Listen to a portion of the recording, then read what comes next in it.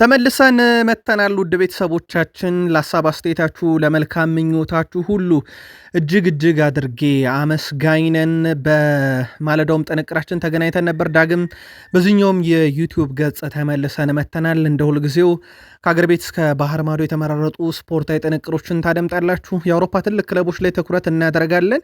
በዛሬ መረጃ ሰዓታችን ከሀገር ቤት አንድ ጉዳይ ስላገኘን እሱን አንስተን እንጀምራለን። ትልቅ መረጃ ስላገኘን ነው። ከዛ ውጭ የአውሮፓ ትልቅ ክለቦችን ዛሬም እንደ ሁልጊዜው እንመለከታቸዋለን። ለየት ያሉ ስፖርታዊ ጥንቅሮቻችን ተካተዋል። በባርሴሎና በኩል የባርሴሎና ተጫዋቾችን ለብስጭት የዳረገ አንድ ነገር ተፈጥሯል። የላማሲያ አካዳሚ ውጤቶችና ከጉዳት ጋር በተያዘ ባርሴሎና ቤት ተጨማሪ መረጃ ይዘናል። ሪያል ማድሪዶች አንድን ተጫዋች ማጣት አይፈልጉም። በተለይ ካጡት እንኳን በነፃ ማጣት አይፈልጉም።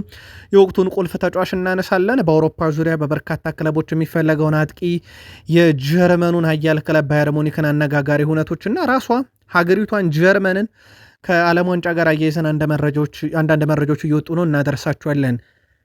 በተወዳጁ የእንግሊዝ ፕሪሚየር ሊግ የመረጃ ሰዓታችን የአውሮፓ መድረክ ተሳትፎ ያለባቸው የእንግሊዝ ወይም የግሬት ብሪቲሽ ካንትሪዎች ምን አይነት ውጤት እንዳላቸው እንነግራችሁና ከዛ ውጭ ቀጣይ የሚጠብቃቸውን ዕጣ ፈንታ እንነግራችኋለን።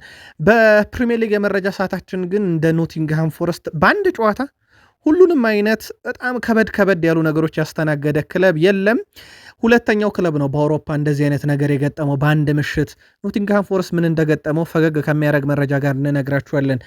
የቶትናሙ አለቃ የዛሬ ንግግራቸው ምናልባት ለስንብት መንገድ በር እየከፈቱ እንደ ኦሊቨር ግላስነድ የበቀደሙ ንግግር እንመለከተዋለን። በማንቸስተር ሲቲ የቡድን ዜና እናነሳለን። ምናልባት ሲቲ ሊያገግምበት የሚችል ወሳኝ ጨዋታም እጁ ላይ ያለ። ከቼልሲ ጋር በተያዘ ከሰሞኑ ያገኘነው አንድ የዝውውር መረጃ ነበር፣ ግን ፉክክር አለበት እየተባለ ነው። ወደኋላ በርካታ ዓመታት እንመለሳለን። 13 ዓመት በቼልሲ ቤት አንድ ለየት ያለ አጋጣሚ ነበር፣ እንመለከተዋለን። ሳላ የአፍሪካ ዋንጫ አልቆ ወደ ሊቨርፑል ከተቀላቀለበት ቀን ጀምሮ መነጋገሪያነቱ ዳግም ተመልሷል። ሌጀንዶችም እንዲሁ የስፖርት ሚዲያ ውስጥ የሚሰሩ ከወዲያ ደግሞ ሊያተርፉበት የሚፈልጉ የሳውዲ ክለቦች በዝውውር ጉዳይ ላይ እንቅስቃሴ ማድረግ ጀምረዋል። ሊቨርፑል ቤት የቡድን ዜናና ቀጣይ መርሃ ግብሮችን እናነሳለን። የሊቨርፑልም ደጋፊዎች እንደዚሁ አብራችሁን ቆዩ።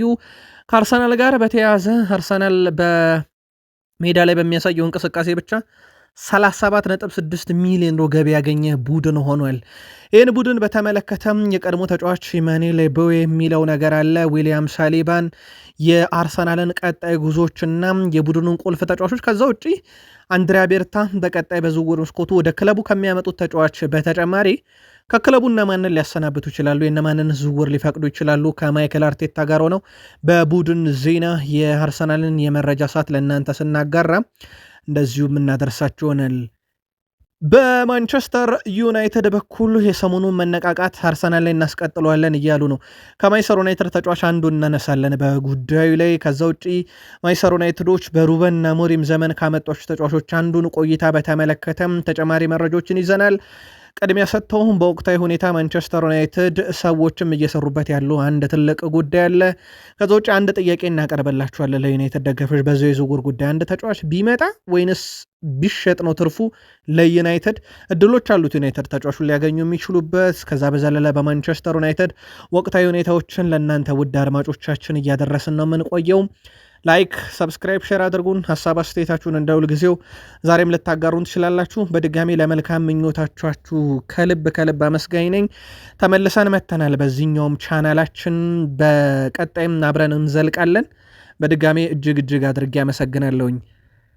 በሀገር ቤት እንጀምር። ከሀገር ቤት መረጃችን በተለይም ታላቁ ሩጫ በኢትዮጵያ ከቱሪዝም ሚኒስቴር ጋር በመተባበር የ2018 በሐዋሳ ሐይቅ ግማሽ ማራቶን እሁድ የካቲት 1 2018 እንደሚካሄድ ተገልጿል።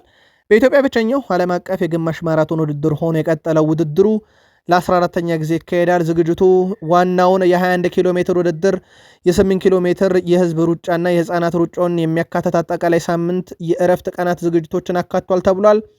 ከሩጫውን ባለፈ ዝግጅቱ በታቦር ተራራ ላይ የሚደረግ የእግር ጉዞና በሐይቅ ዳር የሚደረግ እንግዲህ ምሽቶችን ጨምሮ ልዩ የቱሪስት መስህቦችን በማካተት የኢትዮጵያ ስፖርት ቱሪዝም የሚያጎላ ደማቅ የስፖርትና ባህል ፌስቲቫል ይሆናል ተብሏል። በዘንድሮ ውድድር ከአዲስ አበባና ከውጭ ሀገራት ወደ ሐዋሳ የሚመጡ ከ500 በላይ ተሳታፊዎች የሚጠበቁ ሲሆን የሐዋሳ ከተማና አካባቢ ነዋሪዎች ጨምሮ ወደ 5000 የሚጠጋ ተወዳዳሪ ይሳተፍበታል ተብሏል። ታላቁ ሩጫ በኢትዮጵያ ዋና ስራ አስኪያጅ ዳግማዊ ያማረ ስለ ውድድሩ የሐዋሳ ሐይቅ ግማሽ ማራቶን ከሩጫ በላይ ነው፣ የኢትዮጵያ ተፈጥሯዊ ውበትና እንግዳ ተቀባይነት የምናከብርበትም ዝግጅት ይሆናል ብለዋል። ሐዋሳዎች ለየካቲት 1 2018 ዝግጅት ላይ ናቸው ወይ? በሐሳብ መስጫ ሳጥናችን ላይ ጻፉልን። የካታላኑ ክለብ ባርሴሎናን እናስቀድም። ባርሴሎና ተጫዋቾችን ለብስጭት የዳረገ ነገር ተፈጥሯል። የካታላኑ ክለብ ባርሴሎና ተጫዋቾች፣ ደጋፊዎች መለያ ላይ የሚያስቀምጡት ፊርማ ለንግድ ዓላማ እየዋለ እንደሆነ ተረጋግጧል። የተጫዋቾቹ ፊርማ ለማግኘት የሚጠይቁ ሰዎች ሁኔታውን ወደ ንግድ ቀይረው የገቢ ምንጭ ማድረጋቸው ተረጋግጧል። ደጋፊዎች ተጫዋቾቹ ፊርማቸውን ሲያኖሩ የሚያሳይ ቪዲዮ ለማስረጃ በመቅረጽ መለያውን በድጋሜ ለሽያጭ አቅርበው እስከ 800 ዩሮ እንደሚሸጥ ተረጋግጧል። የባርሴሎና ተጫዋቾች በዚህ ሁኔታ መበሳጨታቸው ተነግሯል። እናም በቀጣይነት ክለቡ በምን አይነት መንገድ ነው ይህንን የሚያስተዳድረው የሚለው ይጠበቃል።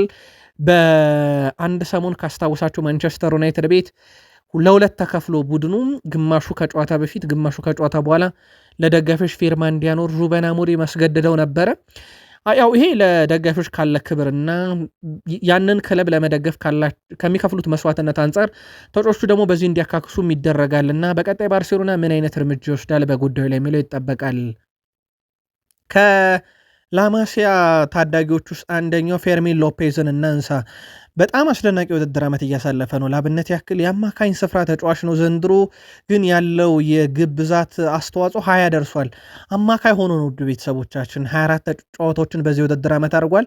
10 ግብ 10 አሲስት በ24 ጨዋታ 20 ግብ አስተዋጽኦ አለው።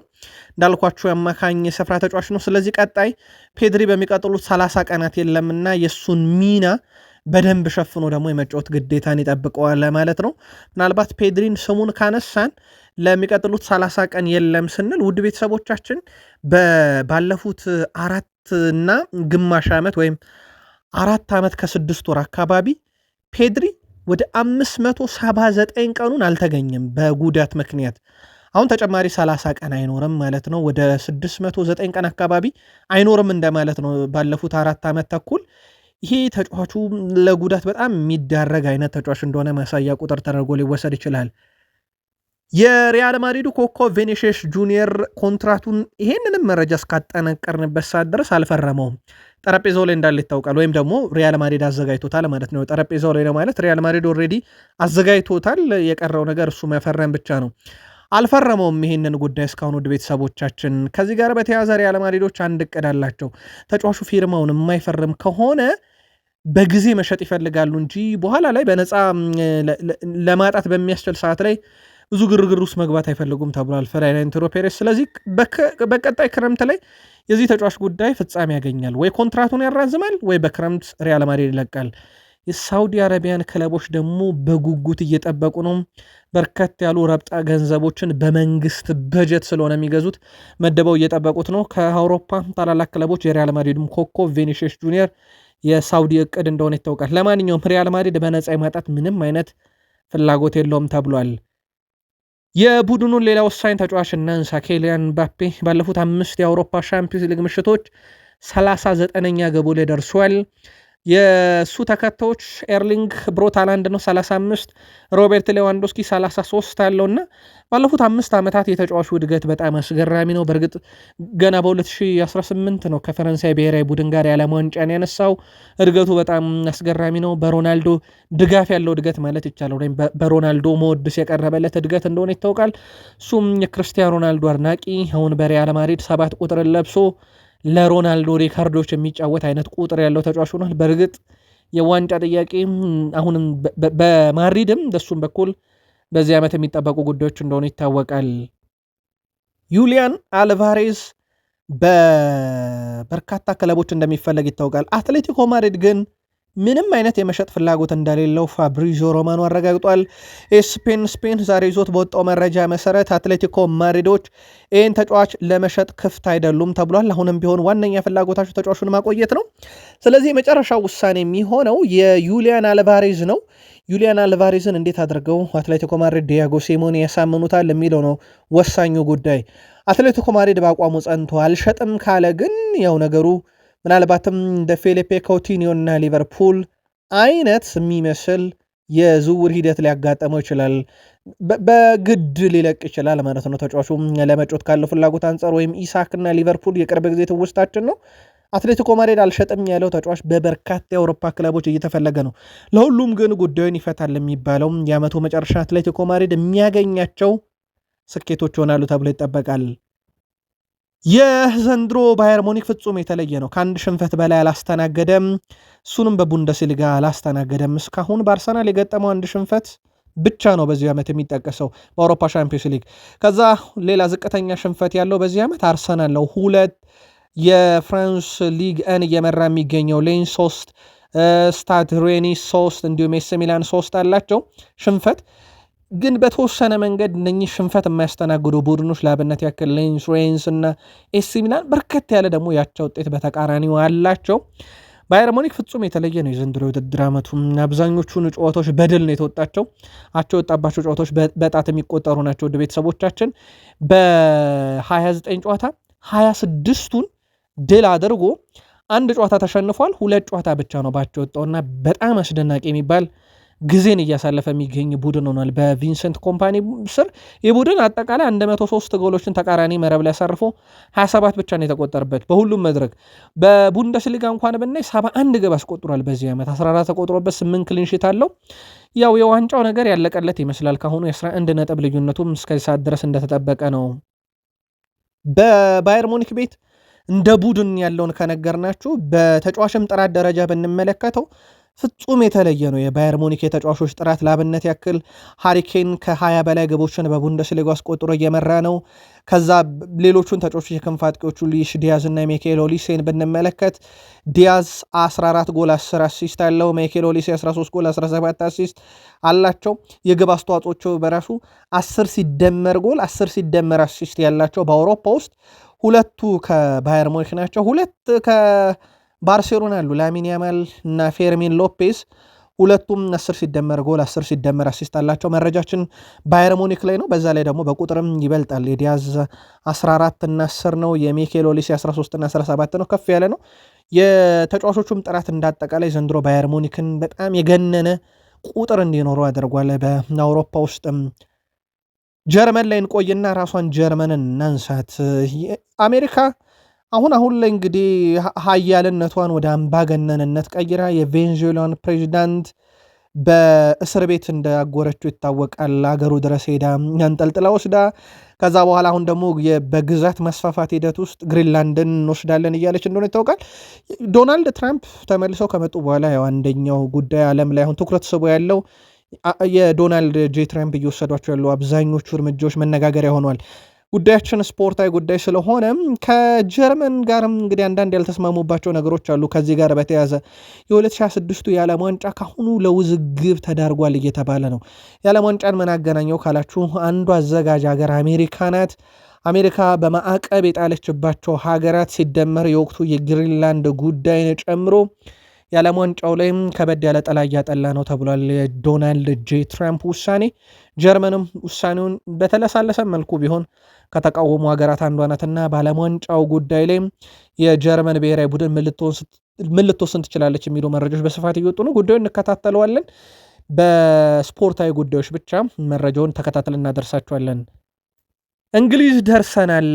የእንግሊዝ ክለቦች በአውሮፓ መድረክ እየተሳተፉ ይገኛሉ። በርከት ያሉ የፕሪሚየር ሊግ ክለቦች በሻምፒዮንስ ሊግ፣ በኤሮፕ ሊግ እና በኮንፈረንስ ሊግ እየተሳተፉ እንደሆነ ይታወቃል። ከሚወዳደሩባቸው መድረኮች አንጻር አርሰናልና አስቶን ቪላ ወደ 16 ውስጥ መግባታቸውን አረጋግጠዋል። በቶትንሃም፣ ሊቨርፑል፣ ኒካስል ዩናይትድ እና ቼልሲ በኩል ከ1 እስከ 8 ውስጥ አሉ። በክሪስታል ፓላስ፣ ማንቸስተር ሲቲ እንደዚሁም ኖቲንግሃም ፎረስት በኩል ከእንግሊዝ ፕሪሚየር ሊግ ተሳታፊ ክለቦች እነኚህ ደግሞ በጥሎ ማለፍ ደረጃ ውስጥ ተገኝተው ነው የመጨረሻ ጨዋታቸውን የሚጠባበቁት። እንደ አጠቃላይ ግሬት ብሪቴን በምንለው ውስጥ ደግሞ ካለን ሴልቲክ በጥሎ ማለፍ ውስጥ ነው ያለው። ሬንጀርስ እና በርዲን የተባሉ ክለቦች ደግሞ ከ25 በታች ነው በደረጃ ሰንጠረዡ ላይ ያሉት በአውሮፓ ውድድር ላይ። ስለዚህ እስካሁን ወደ ቀጣዩ ዙር ማለፋቸውን ያረጋገጡት ሁለት የፕሪሚየር ሊግ ክለቦች ናቸው፣ አርሰናል እና አስቶን ቪላ። አርሰናል በአውሮፓ ሻምፒዮንስ ሊግ፣ አስቶን ቪላ በኤሮፕ ሊጉ 16ቱን መቀላቀላቸውን አረጋግጠዋል። ከነኚህ ክለቦች ውስጥ በቀጣይነት ምን ይጠበቃቸዋል የሚለው በትልቁ ይጠበቃል። ለአብነት ያክል አንደኛ ያለው አርሰናል በጣም የቅንጦት ያህል ጨዋታ ነው የሚገጥመው፣ ካይራቲን ያውም በኤምሬትስ ነው የሚገጥመው። ሊቨርፑል አራተኛ ደረጃ ነው፣ ካራባግን በአንፊልድ ይገጥማል። ቶትናም አምስተኛ ነው፣ ከአይንትራክ ፍራንክፈርት ጀርመን ድረስ ሄዶ ነው ጨዋታ የሚያደርገው። ስለዚህ አምስተኛነቱን አስጠብቆ ለመውጣት ወይም ደግሞ 8 ውስጥ ለማጠናቀቅ በጣም ወሳኝ ጨዋታ ይጠብቀዋል። ኒካስል ዩናይትድ ሰባተኛ ነው፣ ከፒኤስጂ ነው የሚጫወተው። በነገራችን ላይ ምንም አይነት የነጥብ ልዩነት የለም በፒኤስጂ እና በኒካስል መካከል። በአውሮፓ ሻምፒዮንስ ሊግ ምናልባትም ከመጨረሻ ጨዋታዎች ውስጥ በጣም ትልቁ ጨዋታ ይሄ ነው። በፓርክ ደ ፕሪንስ ነው ኒካስል ጨዋታውን የሚያደርገው። ቼልሲ ከናፖሊ ይጫወታሉ። በኔፕልስ ነው የሚደረገው በዲያጎ አርማንዶ ማራዶና ስቴዲየም። ቼልሲ 8ኛ ነው። ስለዚህ ቼልሲም ይሄ 8 ውስጥ ሆኖ ለማጠናቀቅ በጣም ወሳኝ ምሽት ይሆናል። ማንቸስተር ሲቲ ወደ 8 ውስጥ ለመምጣት የሚያደርገው ጨዋታ ነው ከጋላታሳራይ ጋር በኢታድ ስቴዲየም ጨዋታውን የሚያደርገው ይሆናል ማለት ነው። ቶትንሃም፣ ኒካስል፣ ቼልሲ ከሜዳቸው ውጪ በጣም ፈታኝ የተባለ ጨዋታ ይገጥማቸው። አርሰናል፣ ሊቨርፑል፣ ሲቲ በሜዳቸው ጨዋታቸውን የሚወስኑ ይሆናል። ኖቲንግሃም ፎረስት በአንድ ምሽት ሁሉንም አይነት መጥፎ ነገሮች አስመዝግቧል። ወደ ቤተሰቦቻችን በኤሮፕ ሊግ ሁለተኛው ቡድን ነው በታሪክ በአንድ ምሽት የሁላ ነገር ያስተናገደ። ተሸንፏል በጨዋታው ውድ ቤተሰቦቻችን። በጨዋታው ሲሸነፍ እንግዲህ አንድም ኢላማውን የጠበቀ ሙከራ አላደረገም። ፔናልቲ ስተዋል። በራሳቸው ላይ ግብ አስቆጥረዋል። ቀይ ካርድ አይተዋል። ውድ ቤተሰቦቻችን ይሄ ሁላ ነገር ኖቲንግሃም ፎረስት በ90 ደቂቃ ውስጥ ያስተናገደው ነው። አንድም ኢላማውን የጠበቀ ሙከራ ሳያደርጉ ፔናልቲ ስተው ራሳቸው ላይ አስቆጥረው ቀይ ካርድ አይተው ወጥተዋል። ይሄ በኢሮፕ ሊግ ሁለተኛው ቡድን ያደርገዋል ኖቲንግሃም ፎረስትን። ኖቲንግሃም ፎረስት እንዳልኳችሁም በጥሎ ማለፍ መግባት የሚችልበት ደረጃ ላይ ነው በኤሮፕ ሊጉ ላይ ያለው። ቶትንሃም ውስጥ እርግማን ያለ ይመስለኛል እያሉ ነው ቶማስ ፍራንክ። የሰሜን ለንደኑ ክለብ ቶትንሃም አሰልጣኝ ቶማስ ፍራንክ ቡድናቸው ውስጥ በርካታ ጉዳት መመዝገቡ እንዳበሳጫቸው ገልጸዋል። አሰልጣኙ በንግግራቸውን በጉዳት ምክንያት ክለብ ውስጥ እርግማን እንዳለ ይሰማኛል ብለዋል። በተጫዋቾች ላይ እየተፈጠረ ያለው ጉዳት እርግማን ወይም እንደዛ ነገር ይመስላል። ነገር ግን ጉዳት የእግር ኳስ አካል እንደሆነ ግን አውቃለሁ ብሏል እሳቸው። ቶትናሞች ሌላኛውን ተጫዋች ሉካስ ባርግቬልን በጉዳት ምክንያት ለረጅም ጊዜ አጥተውታል። ክለቡ በሁሉም ውድድሮች ባደረጋቸው የመጨረሻ 5 ጨዋታ በጉዳት አንድ ተጫዋች ማጣቱ ይታወሳል። ቶትናም በአሁኑ ሰዓት ኩዱስ፣ ሪቻርድሰን፣ ባርግቬል፣ ቤንታንኩር፣ ማዲሰን፣ ኮሉዞቭስኪ፣ ፓሊኒያ፣ ቤን ዴቪስ እና ፓፕሳር የሉም። ኦልሞስት ጥቂት ነው የቀረው 11ዱንም ተጫዋች ለማጣት ማለት ነው ቁልፎቹንና ቶማስ ፍራንክ ምርር ቢላቸው ይሄ እርግማን ነው እያሉ ይገኛሉ። በጣም ቸኩለው ቶትናሞች አንድ ውሳኔ ወስኗል። ገና የጥር ዝውውር መስኮት ሲከፈት ብራያን ጆንሰንን አሳልፈው ለፓላስ ሰጥተዋል። ብራያን ጆንሰን ምናልባት አቋሙ ወርዷል እንኳን ቢባል በየትኛው መመዘኛ ውስጥ ሆኖ አሁን ግን አስፈላጊ ተጫዋች ሆኗልና የግድ ገበያው ላይ ወጥተው ገበያ እንዳያማትሩን ያደረገ ጉዳት በቡድን ውስጥ እየተስተናገደ ነው። እሳቸው ምርር ብሏቸዋል። ቶትናም ግን ይህንን ጉዳይ እንዴት አድርጎ ይፈተዋል የሚለው ነገር በቀጣይ በትልቁ የሚጠበቅ ነው የሚሆነው። የጥር የዝውውር መስኮት ሊዘጋ ከ10 ቀን ገደማ በታች ይቀረዋል። ቶትናም ብቻ ሳይሆን ሌሎችም ክለቦች የተወሰኑ ዝውውሮችን ያደርጉበታል ተብሎ ይጠበቃል። እንከታተለዋለን። ዝውውርን ካነሳን ኦመር መርሙሽ ልክ የዛሬ ዓመት በዚህ ሰዓት ነበረ ሲቲን ከአይንትራክ ፍራንክፈርት የተቀላቀለው። በጣም አስደናቂ የሚባል ጊዜን እያሳለፈ ይገኛል። ምናልባት ግን ጉዳዩን ለሲቲ ደጋፊዎች እንቶ ያለፈው አንድ ዓመት ለኦመር መርሙሽ እንዴት አገኛችሁት? በቀጥታ የዩሊያን አልቫሬስ ተተኪ ሆኖ እንዲመጣ የተደረገ ተጫዋች እንደነበረ ይታወሳል። በእርግጥ የዘገየ ቢሆንም ወደ ጥር ቢሆንም ግን ዋና ዓላማው ያ ነበረና ሲቲ ይህን ተጫዋች ካስፈረመ ዓመት ሆኖታል። በአመቱ ሲቲ እንደ አንቶኒዮ ሴሜኔ ያለ የክንፍ አጥቂ በ10 ቁጥር ሚና ኃላፊነት ወስዶ የሚጫወት በእንግሊዝ ውስጥ ልምድ ያለው እንደ ማርክ ጉዌን ያለ ተከላካይ ወደ ቡድኑ እንዳመጣ ይታወቃል። ለማንኛውም የጥር ዝውውር መስኮት ለሲቲ ዝግ ነው ተብሎ አይታሰብም። አሁንም ሌላኛው ጆሽኮ ግቫርዲዮል ነው።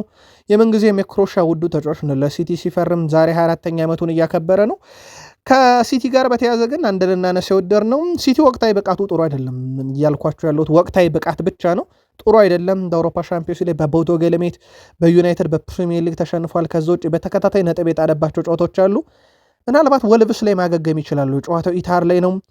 ወልቭስ አሁን እጅም እግርም የሌለው ቡድን ለማለት በጣም የሚቸግር ሰዓት ደርሷል።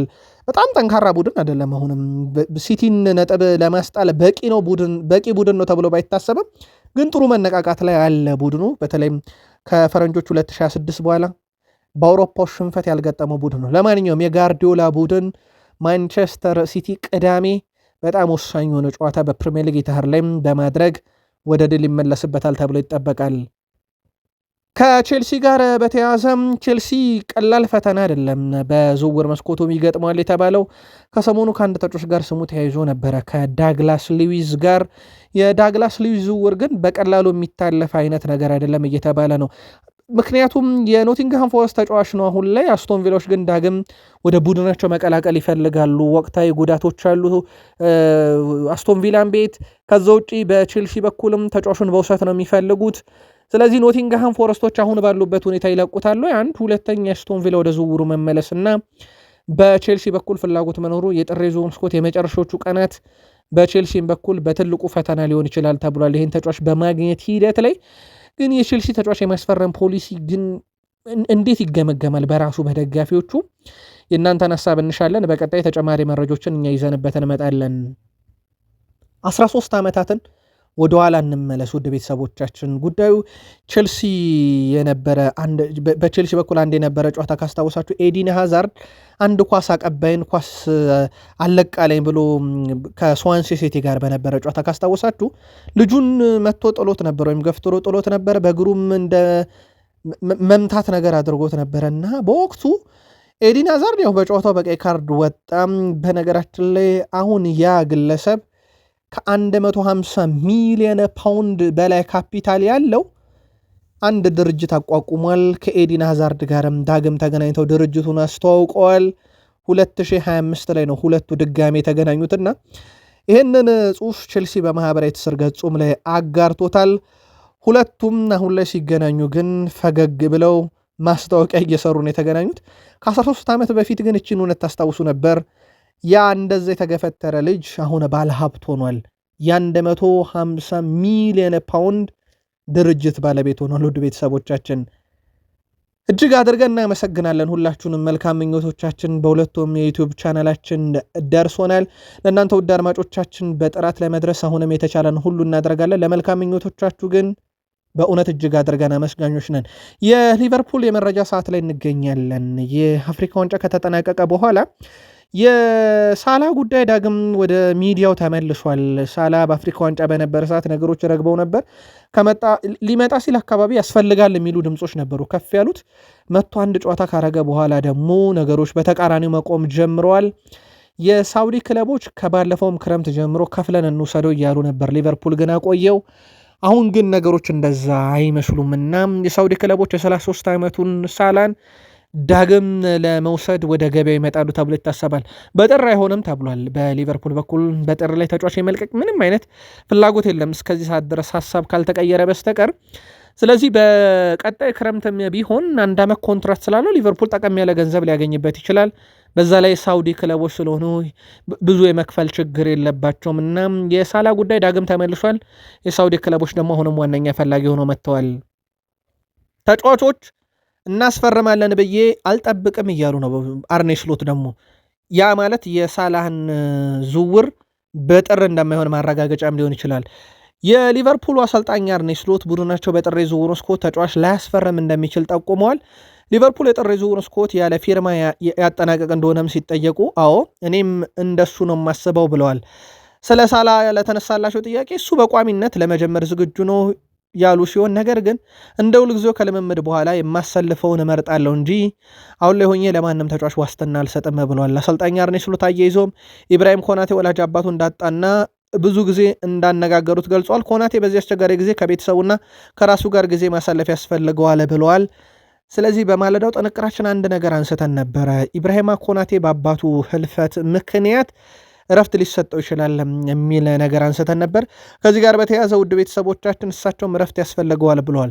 በጨዋታው ላይ ይገኛል ላይገኘም የሚለውን ግን እረፍቱን አቋርጦ እሱ ሲመጣ ላይመጣ የሚለውን እያጣራ እንገኛለን። መረጃው እጃችን ላይ እንደደረሰ ለሊቨርፑል ደጋፊዎች እናጋራቸዋለን።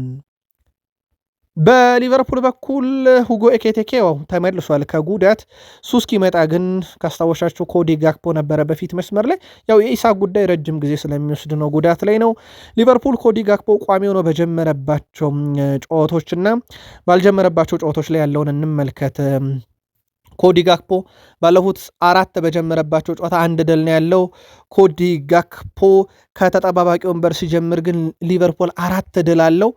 ስለዚህ አሁን የኮዲ ጋክፖ የጨዋታ ሚና ተቀይሮ ሲገባ ለቡድኑ የሚሰጠው ኃይል ትንሽ ጨመር ያለውን ሆኖ ተገኝቷል።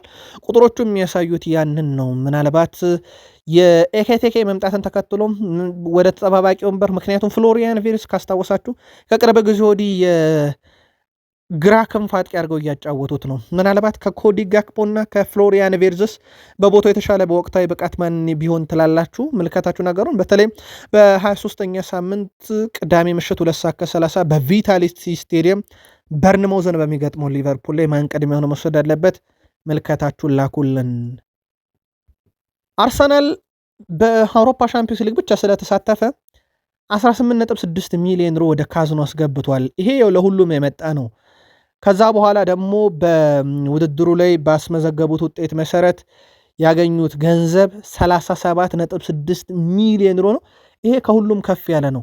ያ ማለት አርሰናል በአውሮፓ ሻምፒዮንስ ሊግ ላይ በጣም ጥራት ያለው ቡድን መሆኑን አሳይቷል እና በዚህ ምክንያት እንግዲህ ወደ 37.6 ሚሊዮን ዩሮ ከሁሉም በላቀ ገንዘብ አግኝቷል። አርሰናል እንዳልኳችሁ በእግር ኳስ ውስጥ አንደኛው የክለብን የፋይናንስ ደህንነት መጠበቅ ያስፈልጋል እና አርሰናል ይሄንን የፋይናንስ ደህንነቱ ለማስጠበቅ የአውሮፓ ሻምፒዮንስ ሊግንም በደንብ የተጠቀመበት ይመስላል።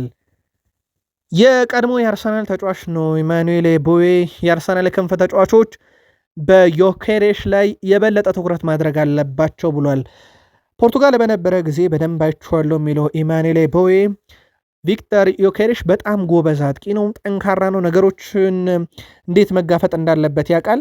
አሁን ግን አርሰናል ቤት ከመጣ በኋላ ለእኔ ችግር መስሎ የታየኝ ይላል ኢማኑኤል ቦዌ፣ የክንፍ አጥቂዎቹ ናቸው ችግር ያለባቸው። በቂ ኳስ እየሰጡት አይደለም፣ በቂ እድሎች እየተፈጠሩለት አይደለም እንጂ የዮኬሬሽ ችግር አይመስለኝም ለእኔ ብለዋል።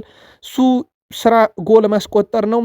ቴሪ ዳኖኖሪም ለእኔ ለክሊሺ ላሽሊ ኮል እና ለሌሎችም ይነግረን ነበረ እሱ አጥቂ እንደሆነና ጎል ማግባት እንደሚፈልግ ነበረ። እኛ ጎል ማግባት እንደሚፈልግ ስለምናውቅ ኳሶችን ለሄነሪ በተደጋጋሚ እናደርስ ነበር። ስራችን ደግሞ እኛ ለእሱ ኳስ መድረስ ነበረ። የእኛ ስራ የጎል እድሎችን መፍጠር ስለነበረ አሁንም የአርሰናል ተጫዋቾች ስራቸው ለዮኬሬሽ እድል መፍጠር ነው ብሎ የዮኬሬሽ ችግር ሳይሆን የአርሰናል ተጫዋቾች ለሱ በቂ እድል እየፈጠሩ አይደለም ብሏል። ይሄ የኢማኑኤል ቦዌ የግል ሐሳብ ነው። የአርሰናል ደጋፊዎች እናንተንም የግል ሐሳብ ማድረስ ትችላላችሁ። ዊሊያም ሳሊባ በዚህ ውድድር ሲዝን ካደረጋቸው ወደ 1085 ኳስ የማቀበል ሂደት ውስጥ 2 ኳስ ብቻ ነው የተበላሸበት። ከአርሰናል ተጫዋቾች በጣም ጥራት ያለው ኳሶችን በማቀበል ዊሊያም ሳሊባ ቀዳሚው ነው። ወደ 0.6 በመቶ ብቻ ነው ኳሶች የሚሳሳቱበት። ይሄ በአርሰናል ቡድን ውስጥ ቀዳሚ ያደርገዋል። በጣም ጥራት ያለው ነው። በእርግጥ ካስተዋላችሁ ከተከላካይ ጀርባ የሚጥላቸው ኳሶች በራሱ በጣም አኩሬሲያቸውን የጠበቁ ናቸው። ያው የተጫዋቹ የጥራት ደረጃ ከሰሞኑ በኤኤ ስፖርትም የዓመቱ ምርጥ 11 ውስጥ እንዲካተት እንዳደረገው ይታወቃል። በቀድሞ ሌጀንዶችም ጭምር የፈረንሳይ ብሔራዊ ቡድን በዓለም ዋንጫ ከምትይዛቸው ተጫዋቾች ውስጥ ጥራት ካላቸው ውስጥ አንዱ ብሎ ይዘውታልና በጣም አስደናቂ ውድድር ዓመትን ከፈረንሳይ ብሔራዊ ቡድንም ጋር ያሳልፋል ተብሎ ይታሰባል። ከዛ ቀደም ግን ከአርሰናል ጋር ዋንጫ የዚህ ዓመት እቅዱ እንደሆነ ይታወቃል። አርሰናል ኢንተር ሚላንን ባሸነፉበት የአውሮፓ ሻምፒዮንስ ሊግ ጨዋታ ቢያንስ አንደኛ አሊያም ሁለተኛ ሆነ እንደሚያጠናቅቁ አረጋግጧል። ይህ ስኬት አርሰናል ፍጻሜ እስኪደርስ ድረስ ሁለተኛ ዙር ጨዋታውን ወደ ኤምሬትስ እንዲያመጣ እንዳስቻለው ይታወቃል። ስለዚህ አርሰናል ከሰው ሜዳ ውጪ ሄዶ ያየው ችግር የገጠመው ችግር ፈተና ካለ ለማሻሻያ ጥሩ አጋጣሚ ኤሚሬትስ ላይ ይፈጠርለታል ማለት ነው። ወይም የተበላሸ ውጤት ለማስተካከል በደጋፊ ፊት በሚያውቀው ቦታ ነው ጨዋታ የሚያደርገው። ይህ በጥሎ ማለፍ ዙር ከሚያደርጋቸው የሜዳ ውጭ ጨዋታዎች በኋላ አርሰናል በፕሪሚየር ሊግ ነው ጨዋታ የሚያደርገውና ሲመለስ ከሜዳ ውጭ ወጥቶ ሲመለስ የኤሚሬትስ ላይ ነው ጨዋታ የሚያደርገው። መልሶ የሻምፒዮንስ ሊግ ጨዋታና ኤሚሬትስ ላይ ነው። ይሄ ተጨማሪ ጥቅም ለአርሰናል ይሰጠዋልና አንደኛው ከቀደም ካልኳችሁ ከገንዘቡ በተጨማሪም እንደዚህ አይነት ጥቅሞችን አግኝቷል። በዚህ ሲዝን በሻምፒዮንስ ሊጉ ሚኬል ሜሪኖ የአየር ላይ ኳሶችን በርካታ አሸንፈዋል። ከሱ እኩል የካይራት አልማቲው ተጫዋች ኢጎር ሶርካይን አለ።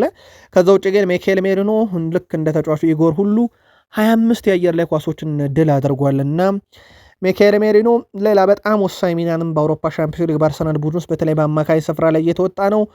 ሐሰተኛ 9 ቁጥር ሆኖም ሲጫወት ያለውን ብቃት በደንብ ተመልክተናል። እንደውም ማይክል አርቴታ እስኪደነቁበት ድረስ ቨርጅል ቫንዳይክ እና እንደዚሁም ደግሞ የጋላታ ሳራዩ ዴቪሰን ሳንቼዝ በ24 ይከተሉታል። የአታላንታው ዴስሜት በ23 ይከተላል። አምስተኛ ደረጃ ላይ ተቀምጧል። የሚኬል ሜሪኖን ግን የሚስተካከል የለም። ሌላ በጣም አስደናቂ ጊዜን እያሳለፈ የሚገኝ ተጫዋች ነው በአርሰናል ውስጥ። ከዝውውር ጋር በተያያዘ ኤሲ ሚላን እና ዩቬንቱስ በክረምቱ ለጋብርኤል ጀሱስ ጥያቄ ሊያቀርቡ ይችላሉ እየተባለ ነው። እያጤኑ ነው የተጫዋቹን ሁኔታ። በተለይም በመልካም ጤንነት ላይ ሲዝኑን የሚያጠናቅቅ ከሆነ እና አርሰናል የዩሊያን አልቫሬዝ ጉዳይ የሚሳካለት ከሆነ ያው ተሰናባች የሚሆነው ያለምንም ጥርጥር ጋብርኤል ጀሱስ ነው። የሚሳካ ከሆነ ያዝውውር የጋብርኤል ጀሱስ ፈላጊ ሆነው ብቅ ያሉት ኤሲ ሚላን፣ ዩቬንቱስ ናቸው የጣሊያን ክለቦች። በነገራችን ላይ ጣሊያናዊ ወኪል እንደቀጠረ ይታወቃል። ያው አንድ ተጫዋች ወኪል ሲቀይር ከኮንትራት ጋር የተያዙና ከዝውውር ጋር የተያዙ ጉዳዮች ላይ ቀልጠፍ ያሉ ውሳኔዎችን ለመወሰን እንደሆነ ይታወቃል እና ከዚህ ጋር በተያያዘ ዩቬንቱስ እና ኤሲ ሚላን ሙከራ ማድረጋቸውም አይቀርም እየተባለ ይገኛል። ውዶቻችን ለመልካም ምኞታችሁ በድጋሜ አመስጋኝ ነኝ። ቃል ስፖርት ዩቲዩብ ቻናል እና በዚህኛው የዝውውር ቻናላችን ለእናንተ ውድ አድማጮቻችን በጥራት ከፍ ብለን እየደረሰ እንገኛለን። አመስጋኞች ነን አጋር ስለሆናችሁም፣ እንዲሁም ለመልካም ምኞታችሁ በእውነት አመስጋኞች ነን። አርሰናል በክረምት የዝውውር መስኮት የሚያስፈርማቸውን ተጫዋቾች በአንድሪያ ቤርታ በኩል መለሚያዎችን አሰማርተው በየአውሮፓ ትልቅ ክለቦች እየተመለከቱ ነው። ከዛ ውጭ ግን በአርሰናል ቤት የጋብርኤል ማርቲኔሊ ስም ዳግም ከሳውዲ ክለቦች ጋር እየተያዘ ነው። የ2026 የዓለም ዋንጫ በኋላ ምናልባትም በትልቁ አርሰናል ቤት የሚጠበቀው ዝውውር ትልቅ ገንዘብ ሊያስገኝ የሚችለው የማርቲኔሊ ጉዳይ ነው። ምናልባት አርሰናሎች የሚቀርብላቸው ገንዘብና ክረምት ላይ አርሰናል ሊያመጣቸው ከሚፈልጋቸው ተጫዋቾች አንጻር ብቻ ሊፈጸም የሚችል ነው ተብሏል። ስሙ ግን በስፋት እየተያዘ ነው። ስለዚህ የክረምት ጉዳይ ስለሆነ በጊዜ ሂደት የሚጠራ ይሆናል። አርሰናል ግን ከጥር የዝውውር መስኮትም በላይ ከክረምትም የዝውውር መስኮት በላይ 13 የፕሪሚየር ሊግ ድሎችን 100% ዋንጫ ለማንሳት ያስፈልጉታል። ሲቲና አስቶን ቪላ የሚጥሉት ነጥብ ላይ ደግሞ እየተመረኮዘ የጨዋታው ቁጥር ሊቀንስም ይችላል። ግን አሁን ባለው ሁኔታ 13 ጨዋታ በቂ ነው። የዩናይትድ ጨዋታ ካሁኑ እየተጠበቀ ነው። በመሃል ሜዳ ዳኝነት ክሬግ ፓውሰን፣ በቫር ዳኝነት ፖል ቴርኒ የሚመሩት ጨዋታ ግን ለአርሰናል ደጋፊዎች ከዝውውር መስኮቱ በላይ የወቅቱ አንገብጋቢ ጉዳይ እንደሆነ ይታወቃል። በዚሁ የዩናይትድን መረጃ እንቀጥል። የአርሰናልና የማንቸስተር ዩናይትድ ጨዋታ ካሁኑ በትልቁ እየተጠበቀ ይገኛል ወደ ቤተሰቦቻችን። ምክንያቱም ወቅታዊ የማንቸስተር ዩናይትድ ብቃት አርሰናል ለዋንጫ ካለው ቅርበት ዘንድሮና ባለፉት 3 ዓመታት ለዋንጫው ቀርቦበት ከነበረው መንገድ አንጻር በትልቁ ይጠበቃል። ይሄ ወቅታዊ ሁኔታ ነው። ከዛ ውጭ ግን ሁለቱ ክለቦች በራሳቸው በዓለም አቀፍ ደረጃ ያላቸው ደጋፊ ብዛት፣ ብራንዳቸው በየትኛውም የፕሪሚየር ሊግ ደረጃ ሰንጠረዥ ላይ ቢገኙ ትልቅ ጨዋታ ነው። ፓትሪክ ዶርጉ 3 ነጥብ ኤሚሬትስ ላይ እናረጋግጣለን ያለው ከሲቲ ጨዋታ በኋላ ነበረ። ምክንያቱ ደግሞ ፈጣን ክንፍ ተጫዋቾች ስላሉን የአርሰናልን ይሄን ጠንካራውን የመከላከል ክፍል ሰብረን እናልፈዋለን እያለ ይገኛል። እንዴት ይሆናል? ለማንኛውም ጨዋታውም እሁድ ምሽት ይደረጋል። ተከታታይ መረጃዎች ይኖሩናል። ከዩናይትድ የዝውውር ጉዳይ ጋር በተያያዘ ዲዬጎ ሊዮንን በሩበን አሞሪም ስር ካመጣቸው ተጫዋቾች አንደኛው ይጠቀሳል። ዓመት ሞላው ተጫዋቹ ዩናይትድን ከተቀላቀለ በፊርማ ደረጃ። ባለፈው ክረምት ላይ ደግሞ ወደ ቡድኑ መጥቷል። ወጣቱ ተጫዋች ሊዮን ወኪል ሬናቶ ቤታር ስለ ሊዮን የወደፊት ቆይታ በተመለከተ አዲስ ነገር የለም ብሏል። ዲዬጎ በማንቸስተር ዩናይትድ አመራሮች የእድገት እቅድ ተሰጥቶታል። እናም ሂደቱን እየተላመደ አዎንታዊና ታክቲካል ነገሮችን የታቀደለት መሰረት እየተጓዘ ይገኛል ብሏል። ሊሆን ወደ ሁለተኛው የኤኖስ ክለብ ኒንስ በውሰት ያመራል ተብሎም የወጣው መረጃ ለጊዜው ሐሰት ነው ብሏል። ምናልባት ላይሆን ይችላል ሳይሆን ለጊዜው ግን መረጃው ሐሰት ነው ብሏል። ስለ ኒንስ ፍላጎት ምንም የተነገረኝ ነገር የለም ለእኔ ብሏል። እሱ በማንቸስተር ዩናይትድ መሆን ግን ይገባዋል እያለ ነው ወኪሉ። ለማንኛውም ግን ከማንቸስተር ዩናይትድ ጋር በተያዘው ኤኖስ እህት ክለብ ስለሆነ ዩናይትድ የአውሮፓን እግር ኳስ መልመድ አለበት ብለው ካሰቡ ለኒንስ ይሰጡታል ተብሎ ይታሰባል። ሌላው ማንቸስተር ዩናይትድ ቤት አሁን ላይ አንገብጋቢ ጉዳይ አድርገው እየሰሩበት ያሉት የኮቢ ሜኖን ጉዳይ ነው። ከሩበን አሞሪም ስንብት በኋላ ክለቡ የኮቢ ሜኖን ቆይታ በእርግጥ ሩበን አሞሪም እያለ ክለቡ ለመሸጥ አልፈልግም ብሎ አቆይቶታል። አሁን ደግሞ ኮንትራት በማራዘም ጭምር እየሰራበት መሆኑን ዴቪድ ኦርኔስቲ ያረጋግጧል። ስለዚህ በቀጣይ ቀናት ድርድሩ ይጀምራል። ኮቢ ሜኖን በተመለከተ ለተጫዋቹ ቅርብ የሆኑ ምንጮች ተጫዋቹ የመጫወቻ ደቂቃ ዋስትና እስከተሰጠው ድረስ በማንቸስተር ዩናይትድ መቆየትን ቅድሚያ ይሰጣል። ካስታወሳችሁ ማንቸስተር ዩናይትድንም እለቃለሁ አላለም ኮቢ ሜኖ። የውሰት ጥያቄን የጠየቀው ያም የውሰት ጥያቄ ለ6 ወር የሚቆይ እሱን ለዓለም ዋንጫ የሚያበቃ ብቻ ነበረ እቅዱ። ያ ደግሞ አሁን በዩናይትድ ስለተሳካለት ሁለቱም ፍላጎቶቹ ተሟልተዋል። አሁን በዩናይትድ መቆየት ይፈልጋል፣ መጮት ይፈልጋል። በዩናይትድ መቆየት የሚችልበት ኮንትራት በቅርቡ ይቀርብለታል ተብሏል። ለዩናይትድ ደጋፊዎች አንድ መረጃ እንንገራችሁ። 50% ድርሻ ዩናይትድ ከሜሰን ግሪንውድ ሽያጭ ማግኘት ይችላል። መልሶ ሊገዛ የሚችልባቸውም አንዳንድ ህጎች አሉ። ዩናይትድ ከተጠቀመባቸው በማንቸስተር ዩናይትድ በኩል መልሶ የመግዛት መብቱ ከገንዘብ አኳያ ቅናሽ ይደረጋል እንጂ አስገዳጅ ሁኔታም አይደለም። ግን ለዩናይትድ ደጋፊዎች የአብዛኛውን የሜሰን ግሪንውድ መውጣት ጀርባ ያሉት የማንቸስተር ዩናይትድ ሴቶች ቡድን ከዛ ጾታዊ ጥቃት በኋላ የሴቶቹ ቡድን አልፈቀደም ሜሰን ግሪንውድ እንዲጫወት። በወንዶቹ ቡድን በኩል ግን እምብዛም ችግር አልነበረም። ያው አብዛኞቹም የቡድን አጋሮቹ ናቸው። በሴቶቹ በኩል የተነሳው ተቃውሞ ምናልባትም የዩናይትድን ብራንድ ሊጎዳ ይችላል በሚል ከክለቡ እንዲወጣ ተደርጓል። አሁን በርካታም የዜና ምንጮች ከወቅታዊ ሁኔታ አንጻር ስሙን ዳግም ከዩናይትድ እያያያዙት ነው። ይህን መረጃ እስካጠናቀርንበት ሰዓት ድረስ ግን በዩናይትድ እና በማርሴ በዩናይትድ እና በሜሰን ግሪንውድ መካከል ድርድር የለም። ዩናይትድ ግን መልሶ ሲገዛ ከሌሎች ክለቦች በተሻለ ሂሳብ መግዛት ይችላል፣ ወይም ዝቅተኛ በሆነ ሂሳብ መግዛት ይችላል። አሊያም ደግሞ ከወደፊት ሽያጩ ላይ 50% አካባቢ ድርሻን ማግኘት ይችላል። የትኛውን ዩናይትድ ቢጠቀም የተሻለ ነው ተላላችሁ ጻፉልን። በዩናይትድ የቀጣዩን ክረምት ዝውውር የሚወስኑት አሰልጣኝ እና የአውሮፓ ሻምፒዮንስ ሊግ መድረክ ናቸው። ግን ቢሆንም ውይይቶች እየተደረጉ ነው። እንግዲህ በማንቸስተር ዩናይትድ ያው ፈላጭ ቆራጮቹ ኦማር ቤራዳ ከላይ ያሉ፣ ቀጥሎ ጄሰን ዊልኮክስ፣ በዝውውር ጉዳይ ላይ ደግሞ ክሪስቶፈር ቪቪየል የሚባሉ ሰው አለ። ካስታወሳችሁ መለማይ ናቸው። ሶስቱ እንግዲህ ሆነው በዝውውሩ ላይም በቀጣይ ይሄ የካሪክን እቅድ ለመተግበር ሳይሆን የቡድኑን እቅድ ለመተግበር እየሰሩ ነው ተብሏል። የኦማር ቤራዳ እና የጄሰን ዊልኮክስ ስልጣን ግን ቀላል አይደለም በማንቸስተር ዩናይትድ አሁን ያላቸው። ሰር ጂም ራትክሊፍ እግር ኳስ ጉዳዮችን ከያዙ በኋላ ያው ስልጣኑን የሰጧቸው ለነሱ ነው። ከዚህ ጋር በተያዘ ዴቪድ ኦርኔስቲ ማንቸስተር ዩናይትድ እጅግ ወሳኝ የሆነ ክረምት ጠብቁ ብሏል። ምናልባት ዩናይትድ በክረምት ማንን ያመጣል፣ ቡድኑን እንዴት አድርጎ ያጠናክራል፣ ከአሰልጣኝ እስከ ተጫዋች የሚጠበቅ ጉዳይ ነው። ፖል ስኮልስ እና ኒኪ ቤትስ በማህበራዊ ትስስር ገጽ በራሳቸው ማለት ነው የዩናይትድ ተጫዋች በተለይም ሌሳንድሮ ማርቲኔዝ ላይ ተከታታይ መልእክቶችን፣ ትችቶችን ካዘነቡ በኋላ አንዳንዶች ትችቶች ምንም ስፖርታዊ ግራውንድ የላቸውም። በነገራችን ላይ ምንም ከስፖርት ጋር የሚገናኝ ነገር አይደለም የሚተቹበትን መንገድ። ከዛ በዘለለ ግን በኒኪ ቤትና በፖል ስኮልስ ከተነሳው ሀሳብ በኋላ አንዳንድ ነገሮች እየተነገሩ ይገኛሉ። በተለይም ፖል ስኮልስ ይቅርታ ይጠይቃል አይጠይቅም በሚለው ጉዳይ ላይ ስለ ጉዳዩ የተጠየቀው ፖል ስኮልስ እኛ ለማለት የፈለግነው እና አሁንም የምናምንበት ነገር ነው፣ በአካል ብቃት ቁመት እንደማይመጣጠኑ ነው። አንድ ጥሩ ጨዋታ ብቻ ከሆነ ያደረገው በማለት በፈገግታ አልፎት ነገሩ ከሌሳንድሮ ማርቲኔዝ ጋር የግል ጸብ የሚመስል ነገር ያለው ይዘት ይመስላል። ፖል ስኮልስ እንደውም በሳቅ ጭምር ነው ቁመቱንና አንድ ጨዋታ ነው የሚለውን ነገር የተናገረው። ስለ ማርቲኔዝ በተናገረውም ነገር ላይም ጥቅም ትርፍ አግኝታል ተብሎ ሲጠየቅ በጉዳዩ ላይ አስተያየት አልሰጥም ብሏል ፖል ስኮልስ። እና በዚህን ያክል ደረጃ ዩናይትድ ተጫዋቾች ሆነው ዩናይትድ ራሱ ላይ በዚህን ያክል ደረጃ መነሳታቸው ግን አስፈላጊነቱ ምንድን ነው የሚለው አሁንም እንደ መከራከሪያ የሚነሳው ነጥብ ነው። ለማንኛውም በፖል ስኮልስ በኩል ይቅርታ እንጠየቅም ብሏል። ሌሳንድሮ ማርቲኔዝ ቤቴ ድረስ ይምጣ ብሏል። ስኮልስ ስልክ ልኬለታለሁ እያለ ነው። ማንቸስተር ዩናይትድ ከዛ በኋላ ግን ማርቲኔዝን አግዶታል፣ ወይም ለማርቲኔዝ ምንም አይነት ክርክር ውስጥና ውዝግብ ውስጥ እንዳይገባ በሚዲያ ላይ እንደከለከለ ይታወቃል። ለማንኛውም እዚህ ጋር በቃና በቀጣይ መረጃ ሰዓት ተጨማሪ መረጃዎችን ይዘን እንመጣለን። ለሁላችሁም ግን ለመልካም ምኞታችሁ በድጋሜ እጅግ እጅግ አድርጌ አመሰግናለሁ። ሰናይ ቀን